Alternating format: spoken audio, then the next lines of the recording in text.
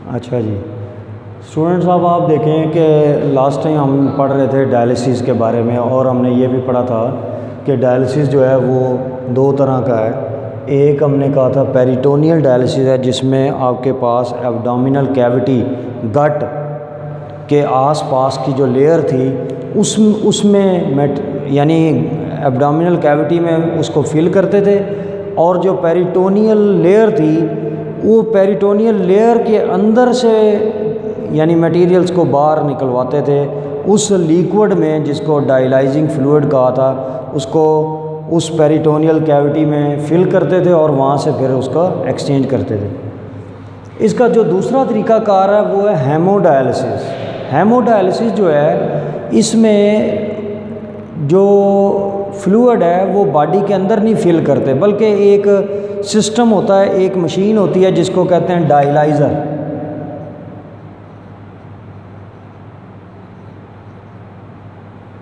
Dialyser जो है ये इसके अंदर बहुत सारी बारीक ट्यूब्स होती हैं जिनकी दीवारें इतनी पतली होती हैं कि वो बिल्कुल सेमी परमिएबल मेम्ब्रेन की तरह बिहेव कर रही होती हैं। उस डायलाइज़र जो मशीन होती है उसमें एक शख्स से जिसका डायलिसिस करना होता है ना, उसका ब्लड निकालते हैं और उस डायलाइजिंग ट्यूब्स में, मतलब अगर ये है टैंक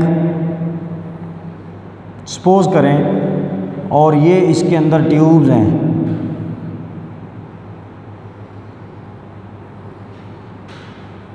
सिंपल सी डायग्राम। तो इन ब्लड यहाँ से उस शख्स में से ये लेके आएंगे और ब्लड यहाँ से यूँ इन ट्यूब्स के अंदर जो है वो सर्कुलेट करेगा। यहाँ से फिर लेके उसको दोबारा वापस भी इंजेक्ट करना है। उसी इंसान को बाजू में से ब्लड निकालते हैं और इस तरह इस डायलाइजिंग फ्लूइड में, ये एक डायलाइज़र है, ये टैंक है, इसके अंदर जो ये एरिया है उसके अंदर वो फ्लूइड होता है, डायलाइजिंग फ्लूइड जिसको हम कह रहे थे, वो इस तरीके से इसको भरा हुआ होता है।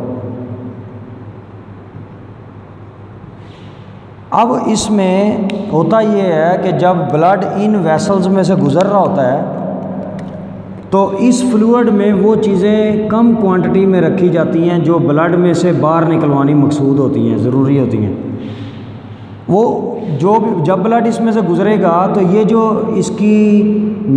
ये जो वॉल्स हैं, डायलाइजिंग ट्यूब्स जो हैं, वो एक सेमी परमिएबल मेम्ब्रेन के तौर पे काम करती हैं और मटेरियल्स को इसके अंदर से, यानी इन ट्यूब्स के अंदर से जिनमें ब्लड है, उसको बाहर वो चीज़ें जैसे यूरिया हो गया, क्रिएटिनिन हो गई और बाकी वेस्ट मटेरियल ब्लड से निकलकर तो इस डायलाइजिंग टैंक में आ जाते हैं बाकी मटेरियल, और ब्लड जो है वो क्लीन होके वापस वो दोबारा इंजेक्ट कर देते हैं।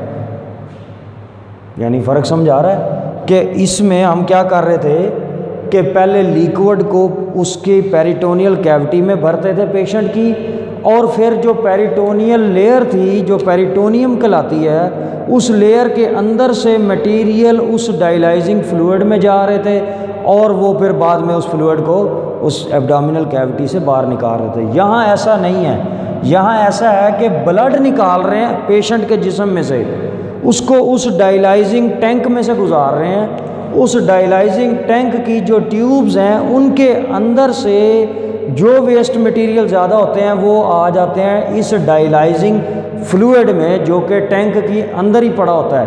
वो जो ट्यूब्स हैं वो उस फ्लूइड के अंदर से गुजर रही होती हैं, और ये ट्यूब्स सेमी परमिएबल मेम्ब्रेन के तौर पे वर्क कर रही होती हैं, पतली सी होती हैं, ताकि जो भी मटेरियल ब्लड में ज़्यादा है वो उस फ्लूइड में चला जाए ऑस्मोसिस के ज़रिए।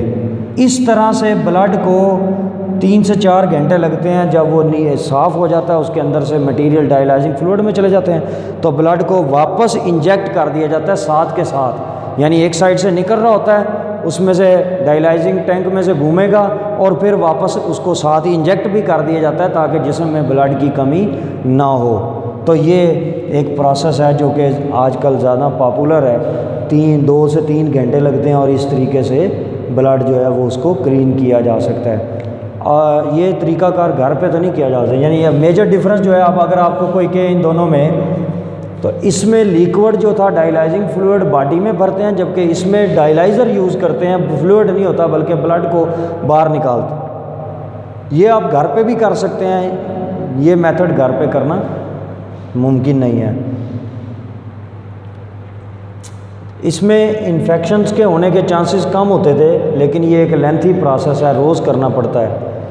डायलाइज़र का इस्तेमाल जो है, अगर सीवियर कंडीशंस ना हो तो हफ्ते में एक दफ़ा भी हो जाता है, गुजारा हो जाता है, वरना सीवियर केसेस में तो दिन में एक दफ़ा भी होता है, बाज़ लोगों के दिन में 3-3 दफ़ा भी होते हैं। तो इनमें जो है ना वो बहुत सारी जो है वो कॉम्प्लिकेशंस भी पैदा हो जाती हैं डायलाइज़र्स में, क्योंकि एक ही डायलाइज़र है और उसमें मुख्तलिफ़ लोगों का जो है वो इस्तेमाल हो रहा है, ब्लड निकल रहा है, इस्तेमाल हो रहा है, तो इसमें और भी कॉम्प्लिकेशंस हो सकती हैं। बहरहाल सर्वाइवल की जंग है, तो पेशेंट लड़ रहा होता है, उसको कोई भी चीज़ जो सहारा मिल जाए तो वो उसके लिए गनीमत होती है।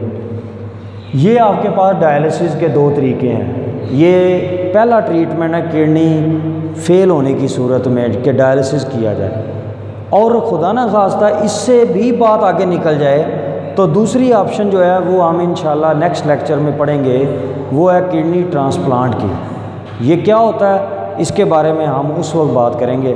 फ़िलहाल आप इन दोनों को तैयार कर लें, याद कर लें, पेपर में सवाल ये आते हैं, और अगर किसी को कोई प्रॉब्लम हो तो वो हमारे से पूछ सकता है, कमेंट्स कर सकते हैं। आप अगर किसी टीचर को भी पूछना चाहें तो अपने मुतलका टीचर से पूछ सकते हैं, हमारे से पूछ सकते हैं। वैसे ये इतने इजी टॉपिक हैं, ये चैप्टर इतना इजी है कि मुझे उम्मीद है कि ये आपको वैसे ही समझ आ जाएगा। ठीक है जी, अल्लाह हाफ़िज़।